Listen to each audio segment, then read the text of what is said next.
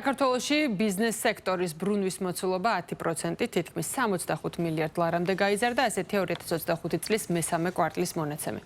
ინფორმაციას საქსტატის ეროვნული სამსახური ავრცელებს. საანგარიშო პერიოდში ბიზნეს სექტორში დასაქმებულთა საშუალო რაოდენობა 815,000 კაცით განისაზღვრა, რაც გასული წლის მაჩვენებელზე 3,3%-ით მეტია. დაქირავებით დასაქმებულთა საშუალო თვიური ხელფასი კი 2,421 ლარს გაუტოლდა, რაც გასული წლის შესაბამის პერიოდთან შედარებით არის 231 ლარით გაზრდილი.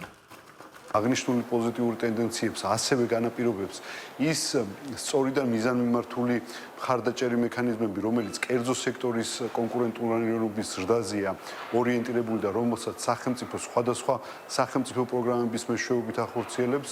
ასევე აღსანიშნავია ის გარემოება, რომ საქართველოში ბიზნეს გარემო არის საკმაოდ მიმზიდველი და რჩება მიმზიდველი კერძო სექტორისთვის ბიზნეს საქმიანობების გაზრდის მიმართულებით.